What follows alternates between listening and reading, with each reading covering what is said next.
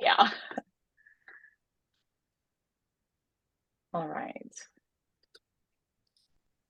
Ken's jamming on the guitar. He's just taught himself Stray Cat Strut.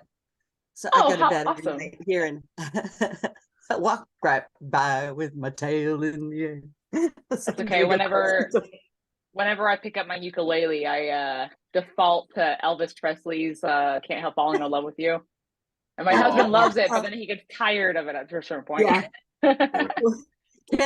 Ken learned Amy by Pure Prairie League a couple years ago. And so when I'm trying to sleep at 5:30 in the morning and he's down there jamming on the guitar, I'm like, Amy, what you gonna do? You don't know what I'm gonna do if I come down there. It says I think I could stay in love with you for a while. Like, That is that's such a good hysterical. song. All right, let's go ahead and just start talking. I know it's 11 o'clock and people will kind of drip feed in here, but I do want to make sure we're staying on track. Um, well, excuse me. thank you, Pierre, for taking the time to do this workshop for all of our members Lead the Way Fitness. We really appreciate you bringing your expertise so that like you can just help to just you're helping our community and you're helping so many people by doing this. I know you've already helped. You do workshops at other companies all the time. You've helped me, and you've helped our networking group with all of your advice and your insight into pitfalls and common blocks that we all fall into. You're genuinely everybody's therapist. So thank you for coming in and being the therapist for my gym. We really appreciate you Uh, being here. Thank you for having me, Heather. It means a lot to me that you invited me. Yeah. So can you introduce yourself, talk a little bit about yourself, and give everyone a little bit about who Pierre Brodeur is? Sure, absolutely. Okay, so I'm a psychotherapist.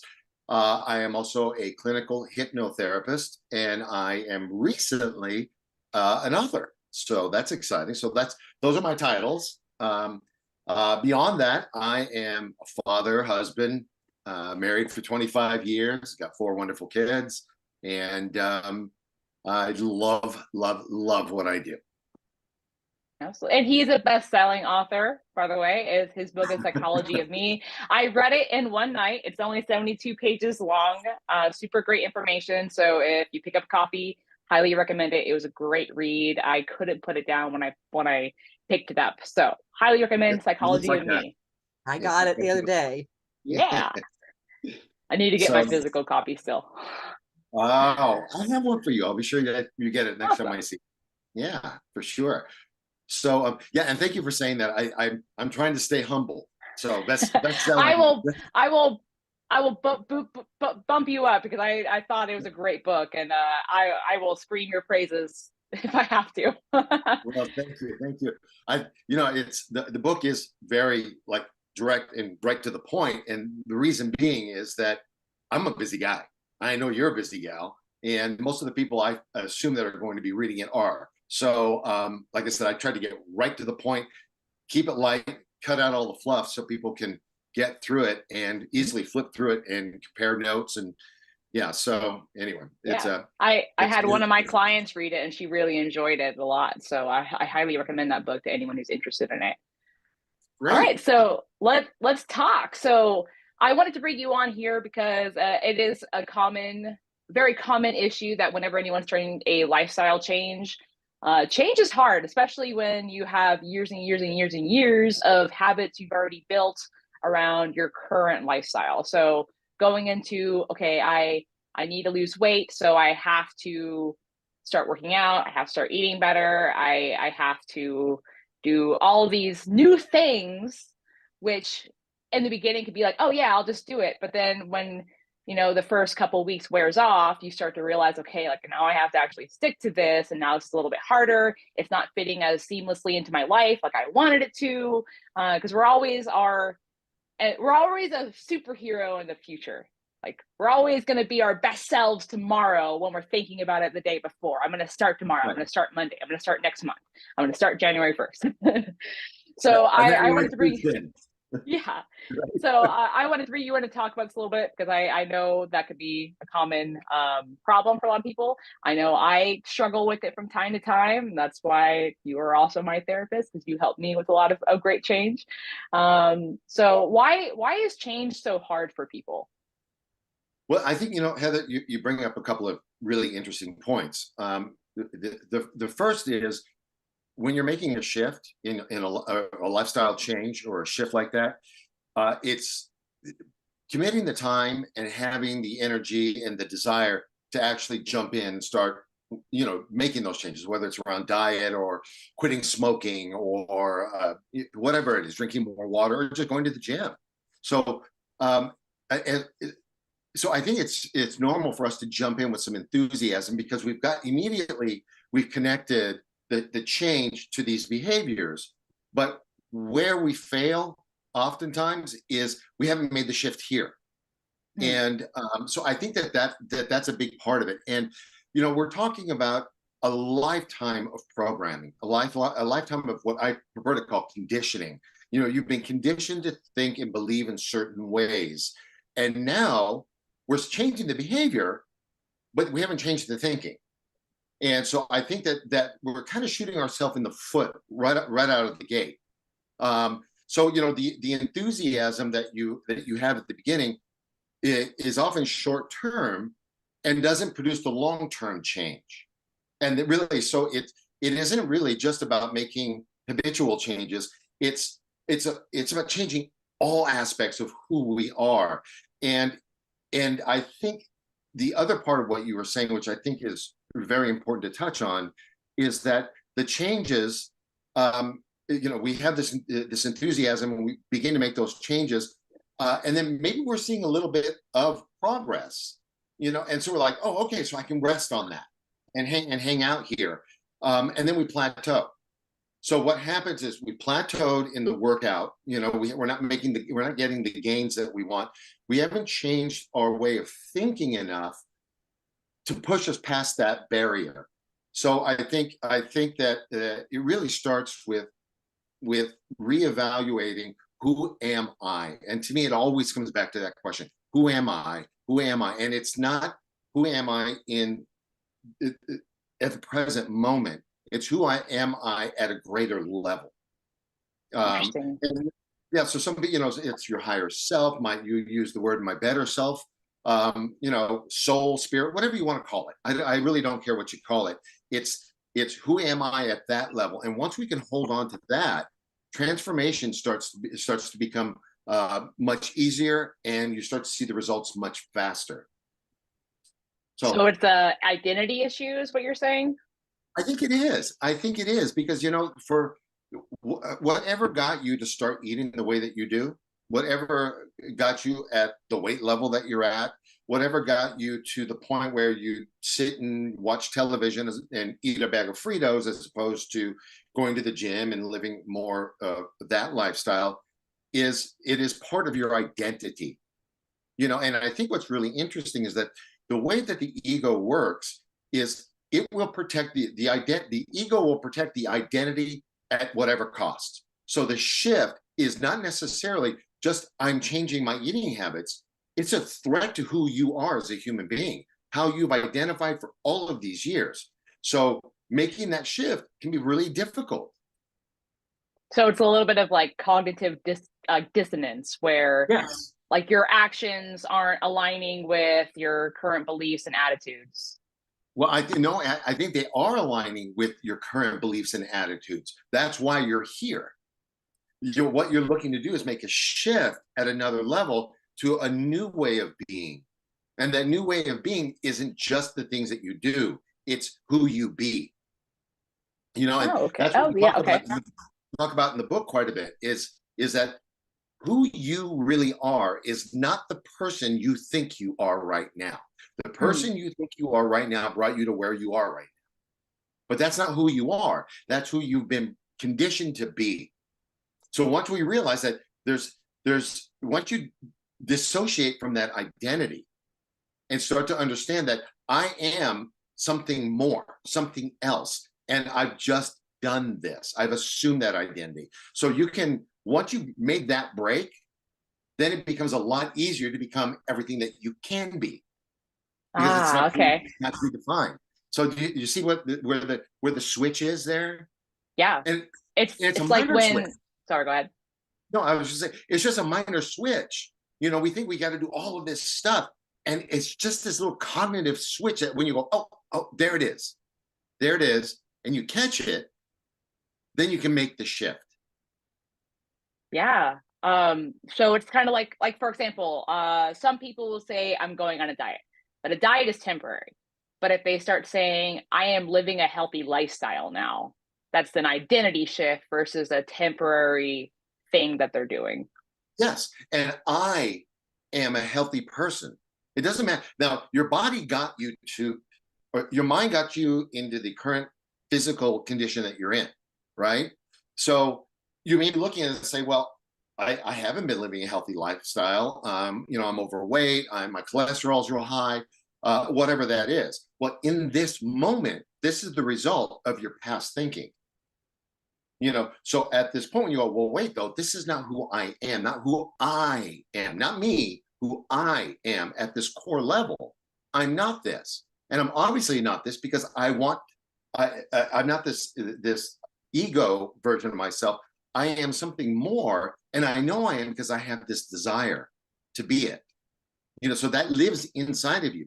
The sheer fact that that lives inside of you means that that is a possibility for you. Isn't that interesting? Yeah. So when you attach yourself to that and go, okay, so I have been this, but as of right now, I claim this for myself.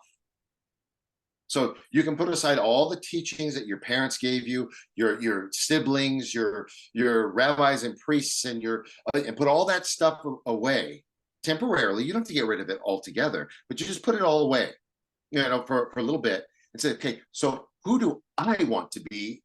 If I was left up to my own device, well, I'd be healthy. I'd hold myself with pride and dignity. I'd be, you know, you'd have all these ideas of who you are. Well, that is you.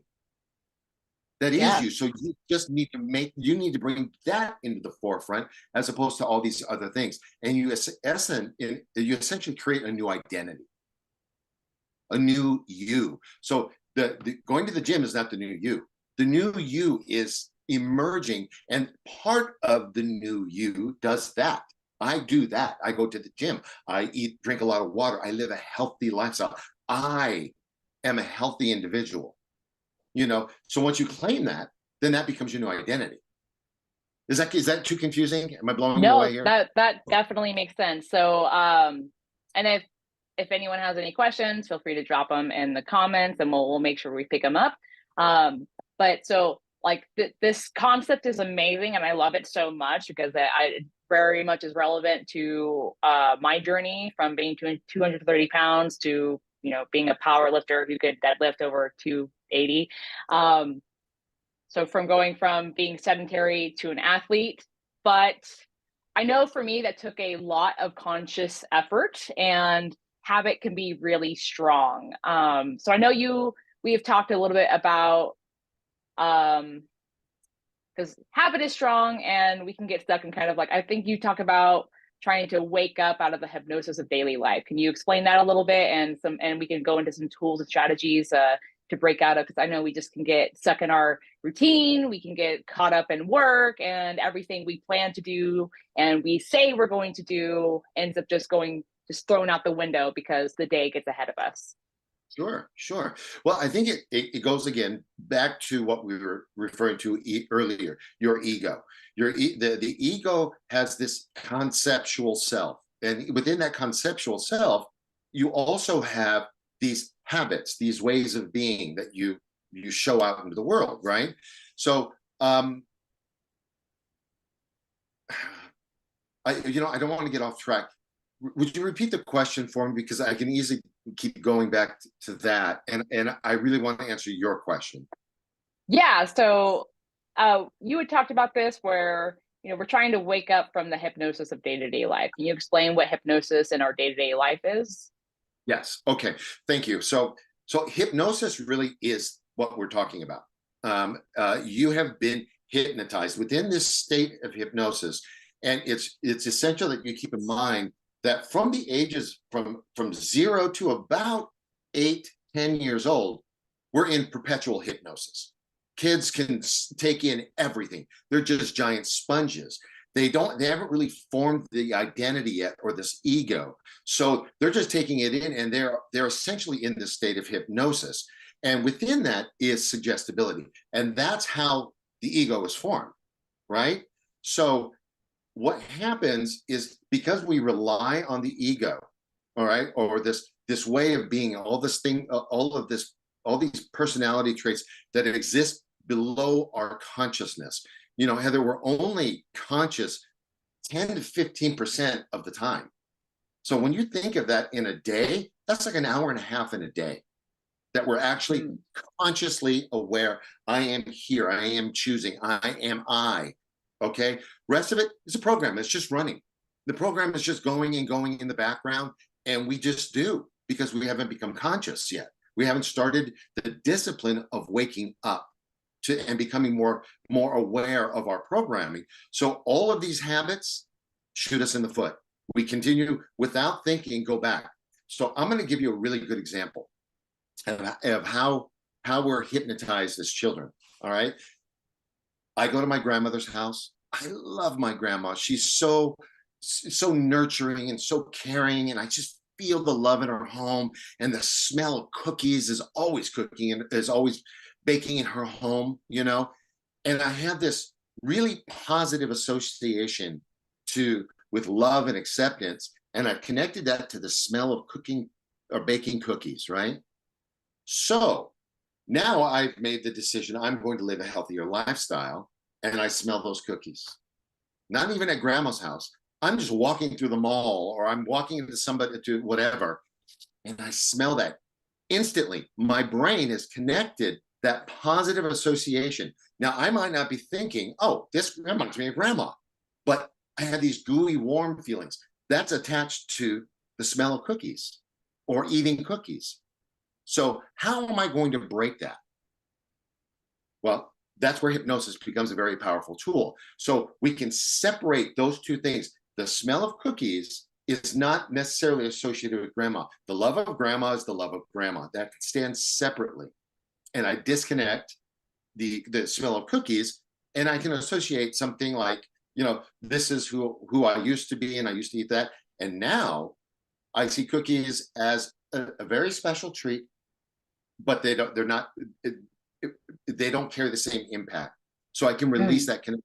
So the hypnosis is really about waking up, and which is really counterintuitive. People think, oh, you go into this hypnotic state and I'm going to be hypnotized. No, you are hypnotized. As a clinical hypnotherapist, I use a naturally occurring phenomenon, because you're doing it all day long. So I'm just using it to wake you up. Very cool. Yeah, that makes a lot. That's really good. Yeah. For someone who is not necessarily like, maybe they can't access a hypnotherapist, is meditation a good tool for them to use on their own to start to try to build that awareness and identify those kind of patterns?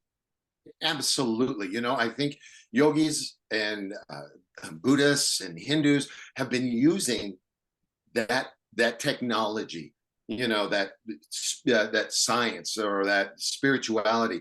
They've been using that technique as far back as they've been around, you know. So I think they tapped into something, and they understand that this is an opportunity for you to wake up.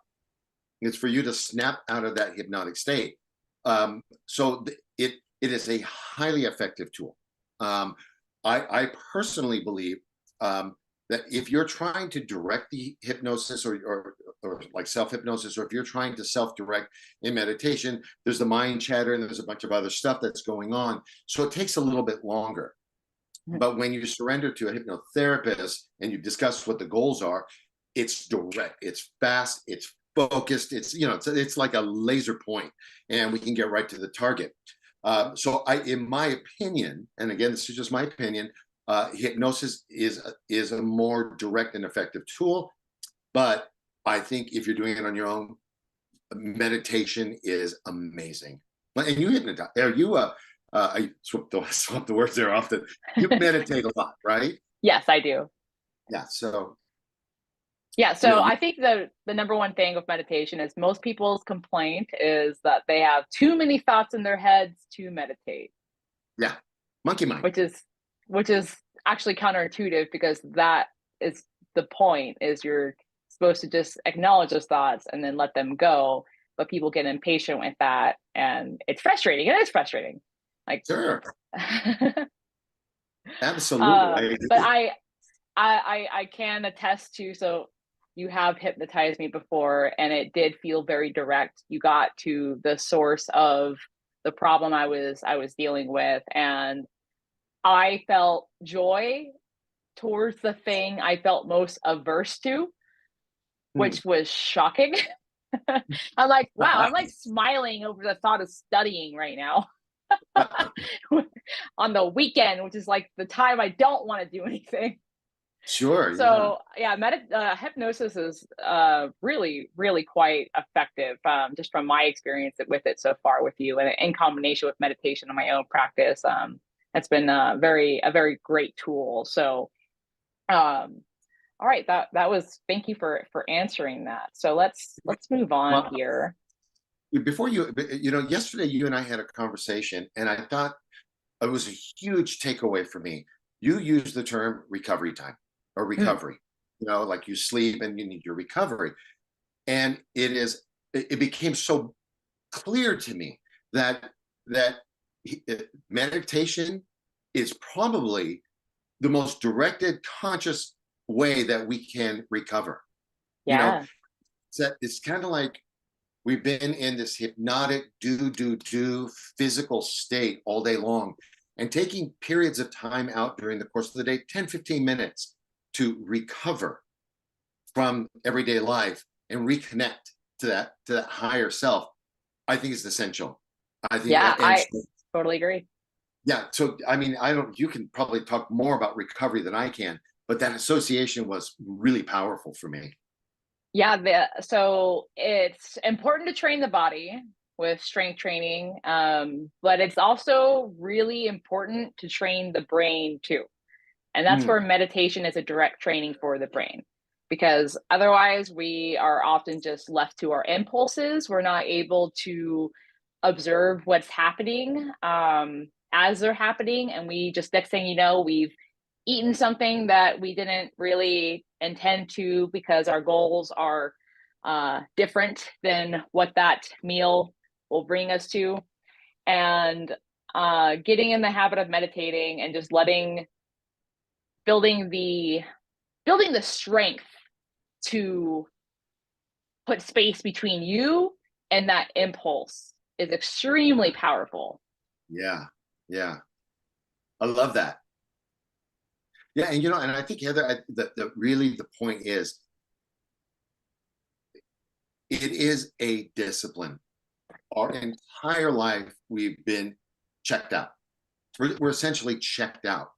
Uh, Everything about who we are pushes us in that direction, and and yet that's not who we are. I think this kind of more vertical as opposed to horizontal existence is supposed to be integrated, and we should be doing 50 and 50, but we're not.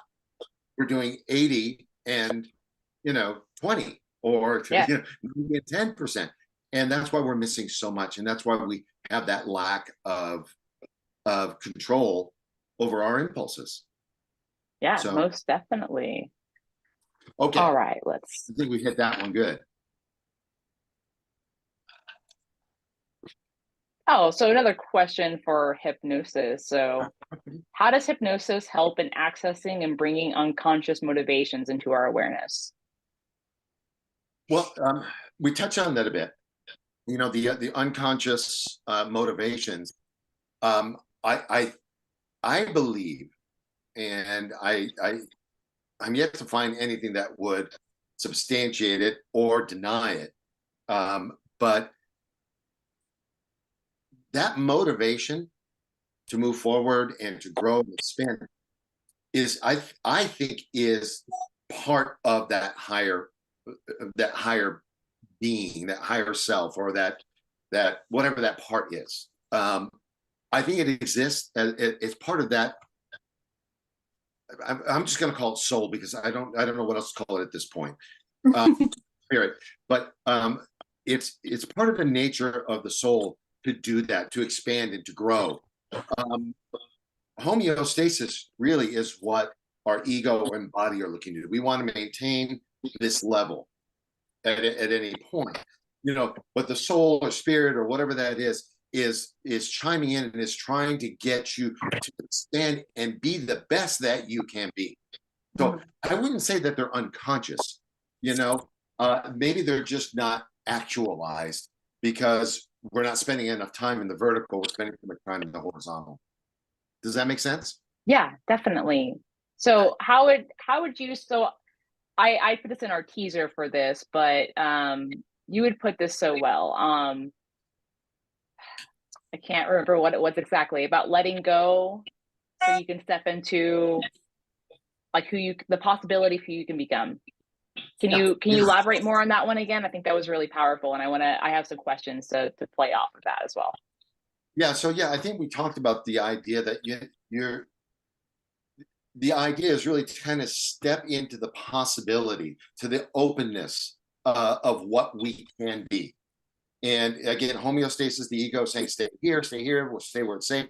And it's a little scary to step into this other possibility because it is unknown at a conscious level. So we want to stay safe. This doesn't feel safe. It feels unknown and scary. But the truth is that who we can be is just beyond that barrier, just right there. And it's just a matter of us taking that kind of step of faith towards it. And then all of a sudden we discover, oh, I've made this shift. And I think a great example of that, Heather, is how you did that in your own life. When you tell your story, there was a shift.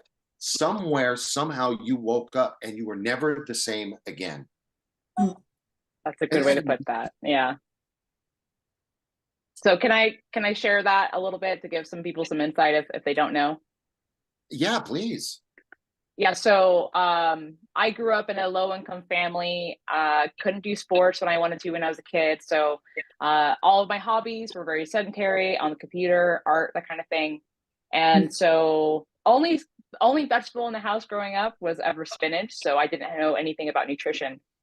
And so I ended up weighing around 230 pounds by the time I was 25. I was pre-diabetic. I had high blood pressure.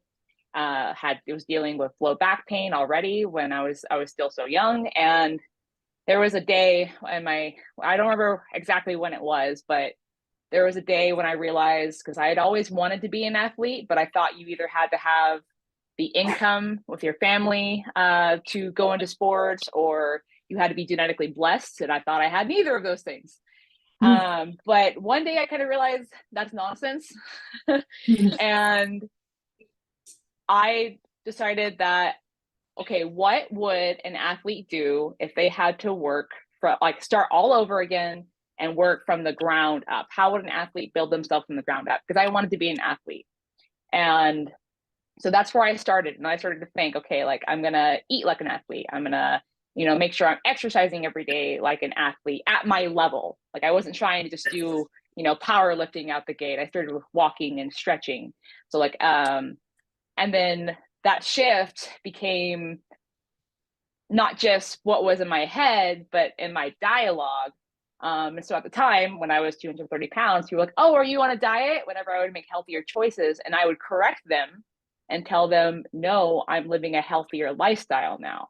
So when they offered me donuts or treats, or there's like cake in the back room, I'd be like, no, thank you. I'm living a healthier lifestyle now. I brought my own food, or I have these other choices to choose from. And I said it so often that even though it was tough sometimes, I became so consistent in it that eventually everyone just knew that that's what I was going to do. But it just became a part of my identity the more I did it. And then it helped me with my consistency. And then from there, it just kept stacking on and on and on and on until I eventually got to where I am today, where, you know, I'm a power lifter and I teach other people how to do the same thing. And I try to help other people go through the same process. So I had that identity shift where I let go of who I was, where, you know, I just ate and drank at night. I just went to work and just played video games. I wasn't doing anything with my free time, to making that free time productive, where, you know, I'm cooking meals and I'm finding solutions instead of seeing obstacles, because at the time I was living in a household that had no running water, no running gas. And so I had to cook on a George Foreman plate, a George Foreman, a hot plate, and a microwave.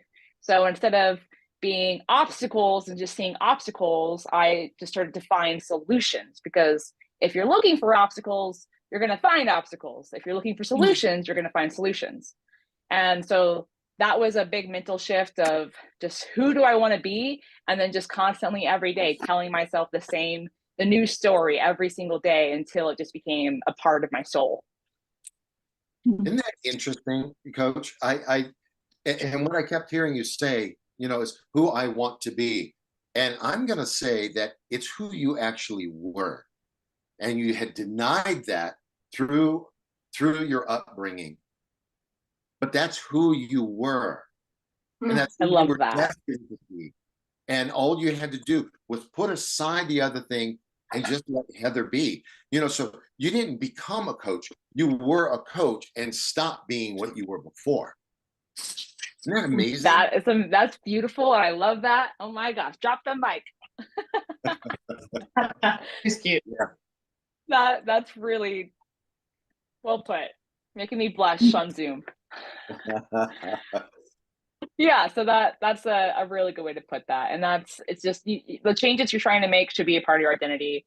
I know sometimes we can have the best intentions though, and then maybe we still get a little overzealous and we try to change everything at once. And that can also cause us to fail. Do you have any advice for people who do that? They just decide they're going to change their entire life right now, but then a week or two in, it's all over.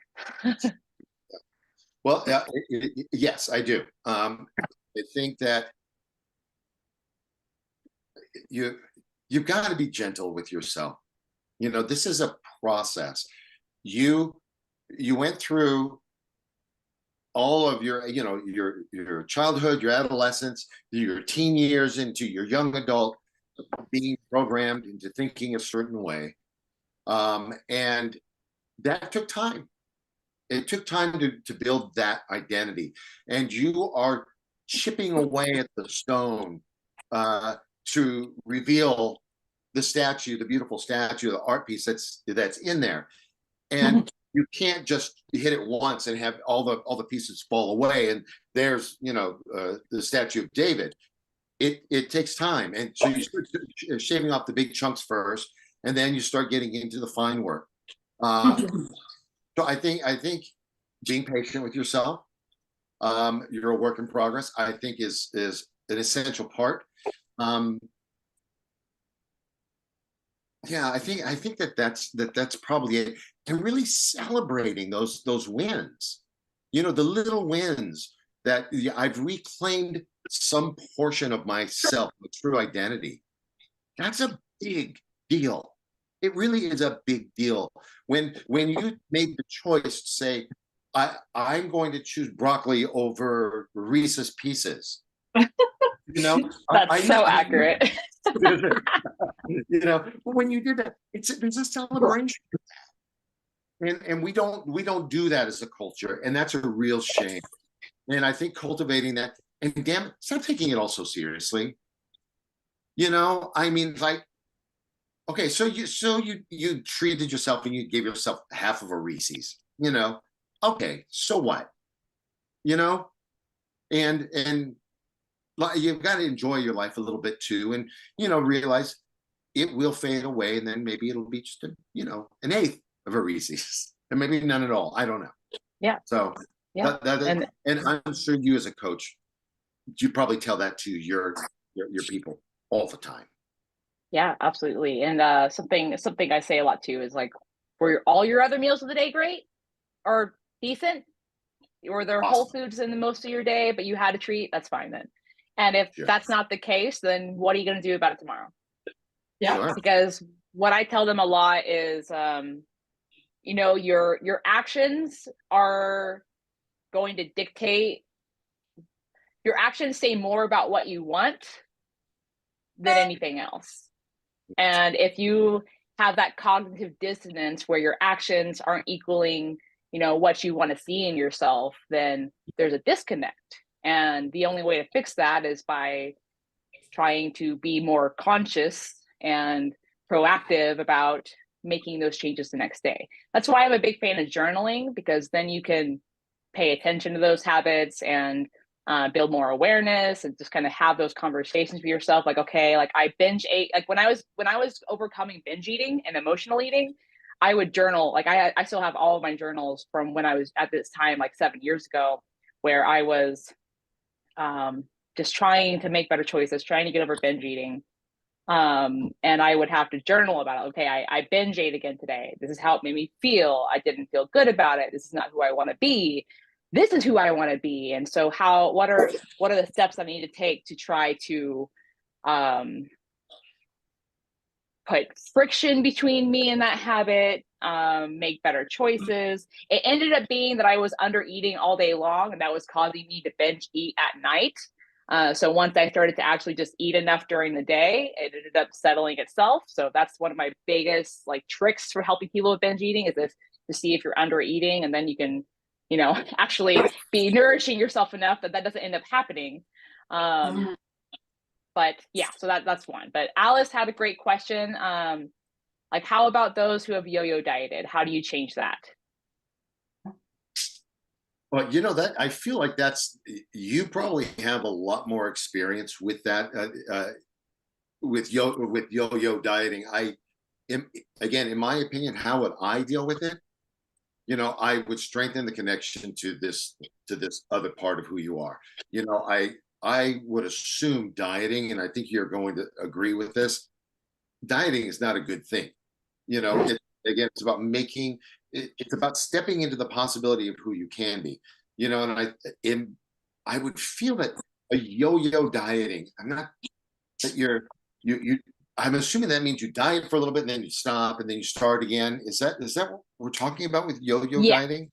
So I think Alice may have jumped in right after I talked about this, where no, she was here. But if you're saying you're in a diet, or you're about to start a fad diet, you're starting about, you know, you're deciding to go on a juice cleanse, all of those things are very temporary, and they're not going to solve the bigger problem of your overall nutrition needing improvement.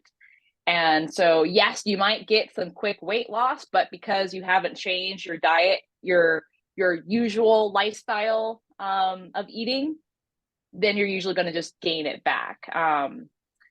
And so it really boils down to, okay, like I need to find foods that are healthier and more sustainable, that I enjoy in my day to day, and kind of explore nutrition a little bit more in a kind of a more curious, healthier mindset, as opposed to like, I'm just going to crash diet, follow a new fad diet, do a detox, like looking for those quick solutions, as opposed to just being patient and, you know, exploit the internet. Like Google search is a great thing and just helping you find quick, healthy recipes that are tasty. You can find ice cream recipes. You can find, you know, healthier brownie recipes. So anything that you're really looking for to solve a craving, you can find. And if you just start to build this repertoire of foods you enjoy that are supportive of your health, then it will snowball into the results you're looking for, essentially. I don't know if that answers your question, Alice. Also, Alice, if you want to schedule an appointment with me, I'd love to talk to you more about this and help you more one-on-one into identifying some solutions that will help you specifically. So, yeah. But I think there's probably another way we can answer that question. How would you suggest for someone who maybe they're feeling impatient So they're just instinctively looking for the next best thing. Like they're just kind of like they get bored of the slow process, so they want to look for something new and exciting.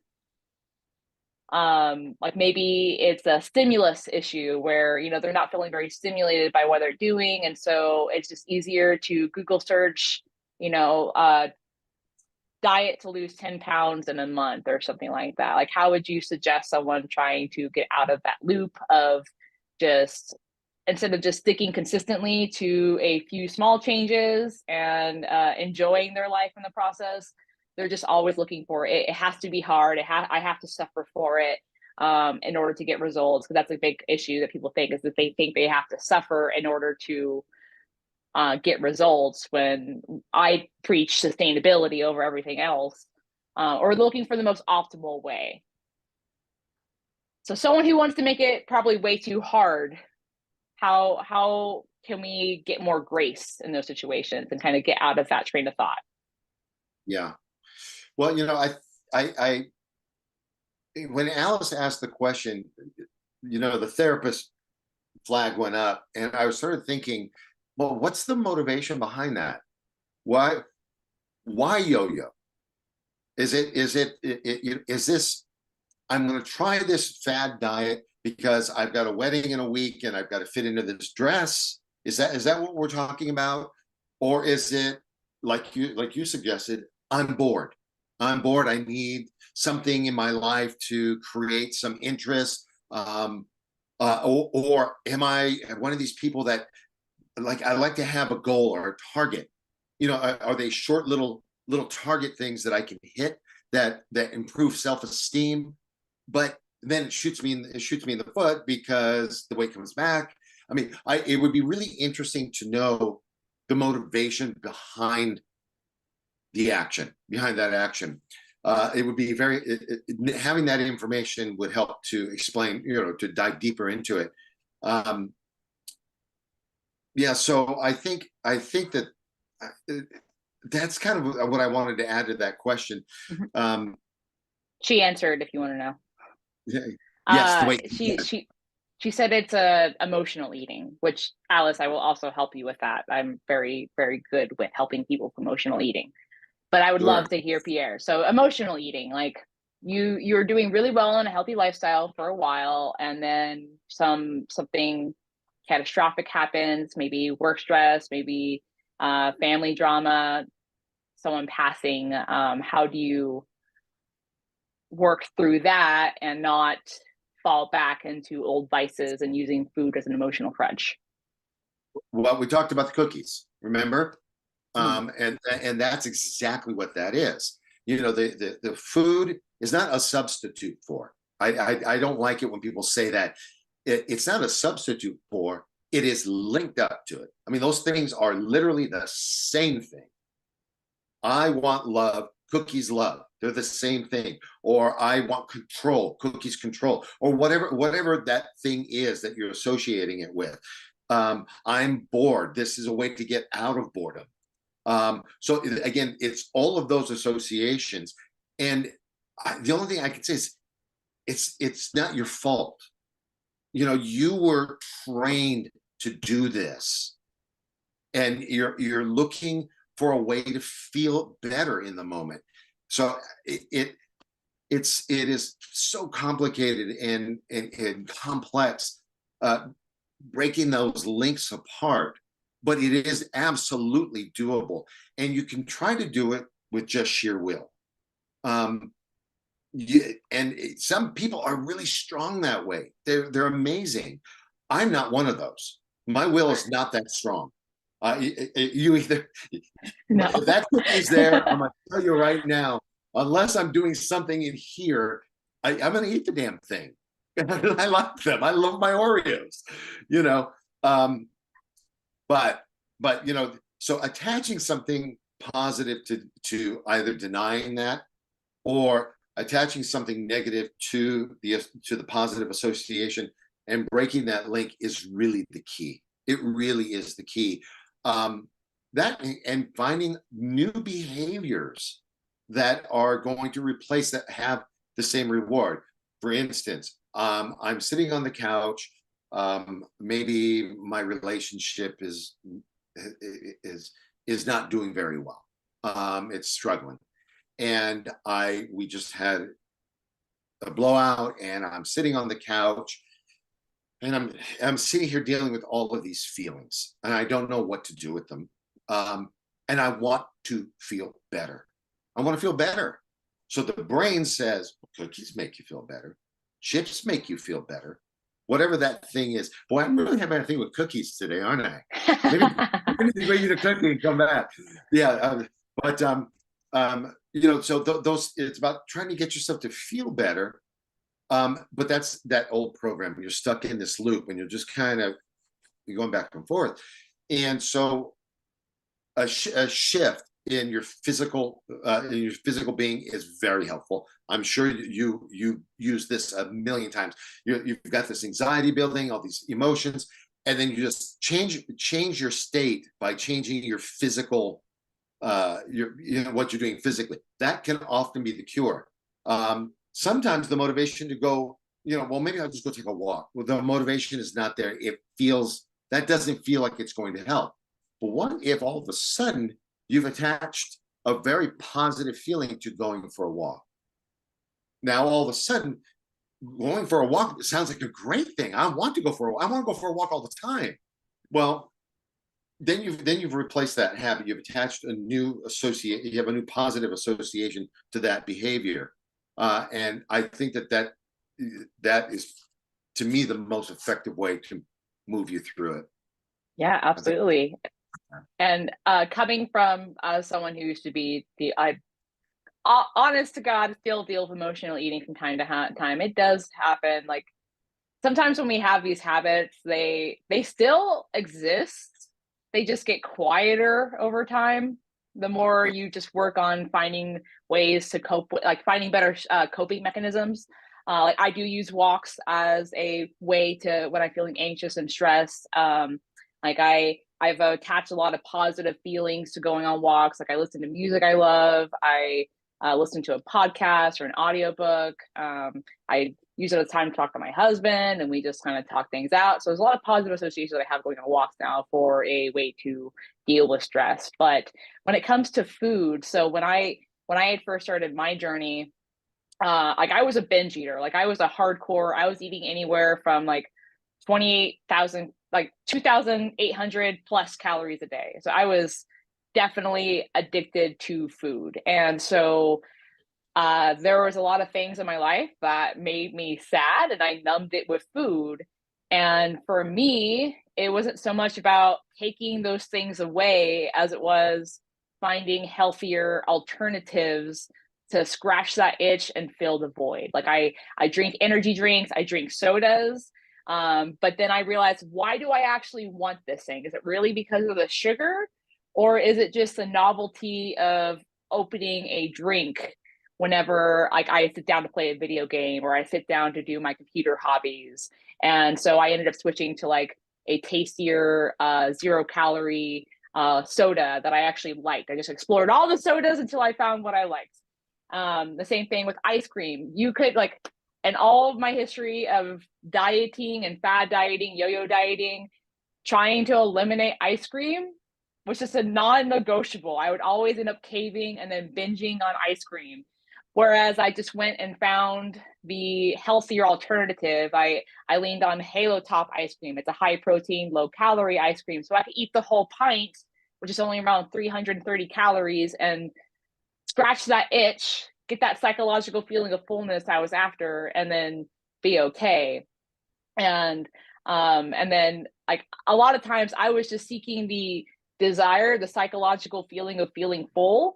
So I would just I would make a bowl of fruit, just eat that like crazy until I felt full, because it was still a better alternative to overeat some fruit for a while as opposed to just going and getting, like candy. So like finding what the motivation, like what are you actually seeking? Is Is it just a psychological feeling of fullness? Is there a lower calorie version you can do with that? Like edamame is a great way to feel full and eat a bunch of it. You can just kind of obsessively, you should see me go ham on a bowl of edamame. I'm like just a machine. Like it's pretty insane. So like finding alternatives to scratch those itches could be another way to do that. Without it feeling like you're depriving yourself of the things you actually want. Yeah. You know, we can boil all of this down and make it pretty simple, right? The ego down here, this horizontal thing, will not give something up without getting something in return. That's really the bottom line. And when you're feeling this emotional deficit, right? You're functioning at this kind of lower level. And so you are going to replace it. You're going to replace what's missing with something at this lower level, right?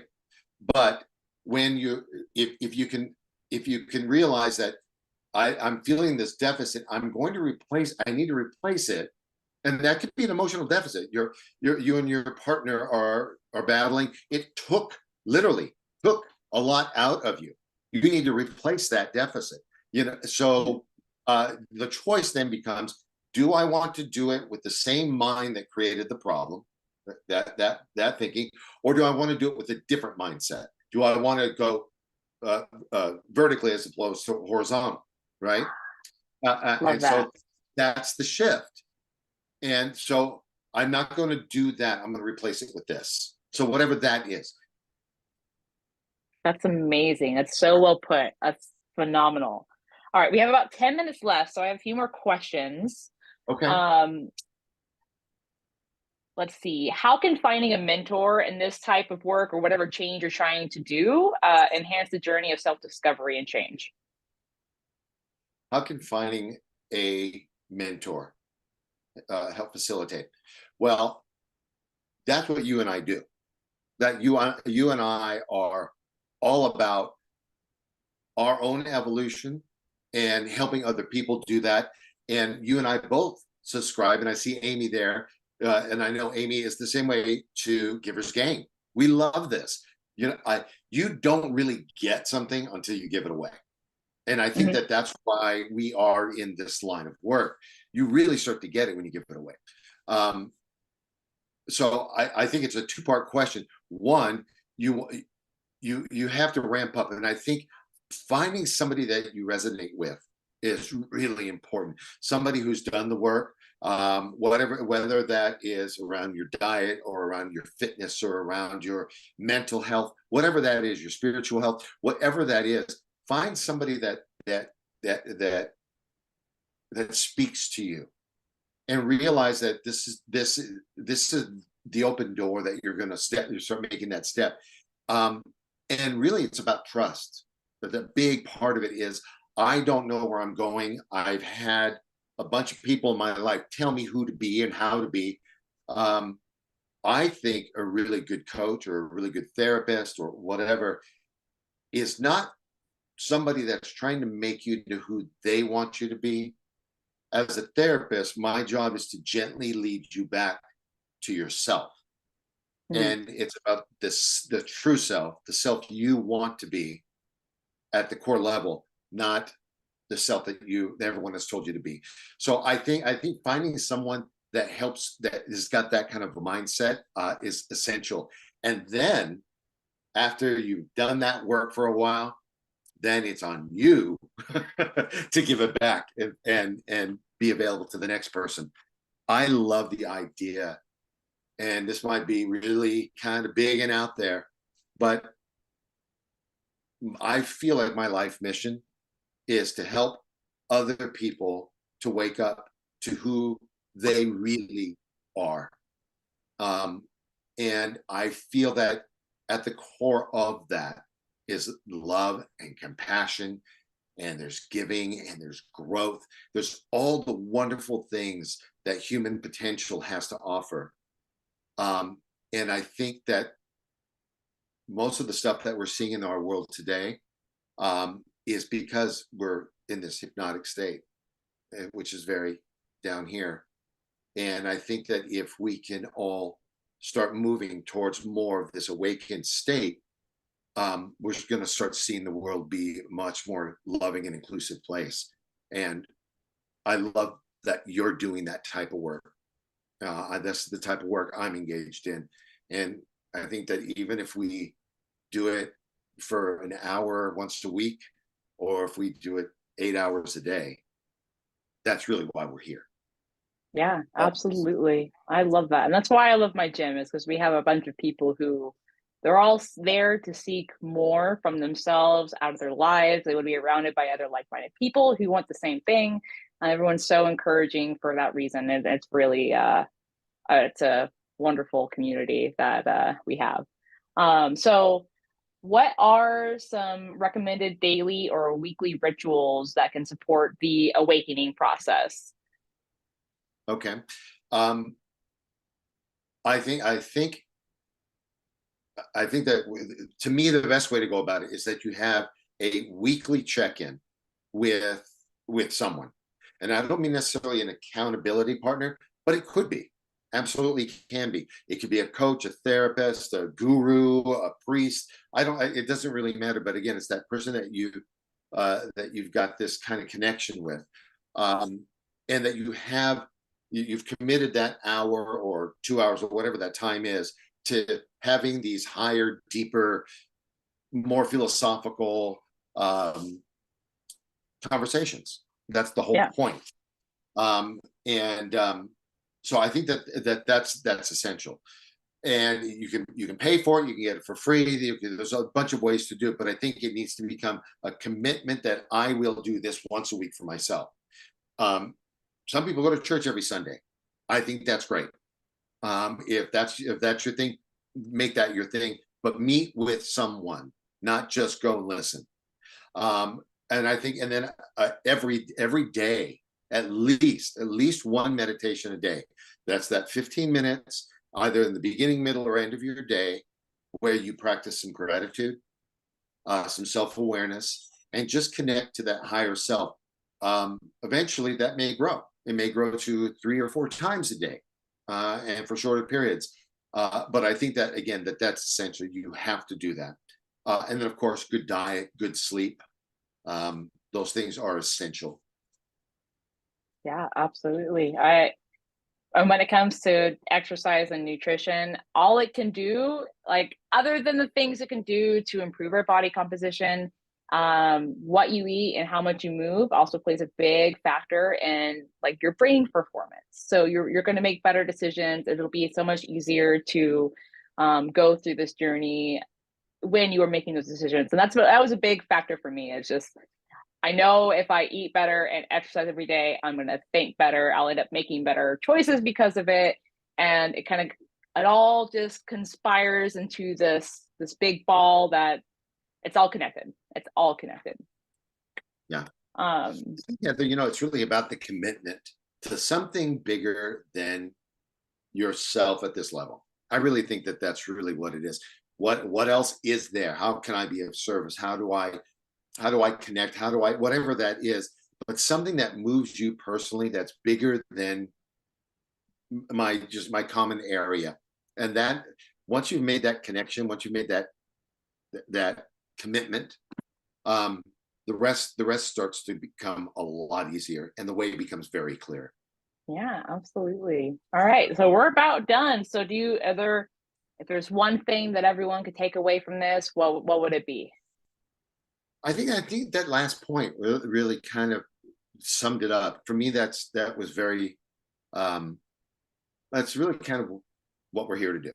And Awesome. I think that God, I'd love to talk to more of the people in your community and see where they're at and share some of this stuff. And I'm very anxious. I love that you're doing your thing. I'm doing my thing. We're starting to cross over, and there's some really good magic happening here. So I want to say thank you. Thank you for doing what you do, and thank you for anyone that's tuned in and for sharing their time. Yeah, absolutely. And if anyone wants to reach out to you, how can they do that? The best way to reach out to me is through my website, and that's my name, pierrebrodeur.com. Kind of weird spelling, so I'll spell it out real quick. It's PIERREBRODEUR.com. That's it. Awesome. And if you need to know him, I also have his contact information, so I can hook you up with him too. Yeah. All right. Well, thank you so much for sharing your insight and just offering your expertise. It was, I think, the people who tuned in got a lot out of it. I'm super happy that we had some great questions. Are there any other questions anyone might have? Now is your time. We covered a lot. All right. We did talk a lot. So. All right, cool. I said before, if your head isn't hurting, we didn't do our job. So everybody's kind of in head spiraling. So that's good. That's good. All right, cool. Well, thank you so much again. I hope you guys got something good out of this, and I'll talk to you next time. All right. Bye-bye, everyone. You guys have a great weekend. Y'all too. All right.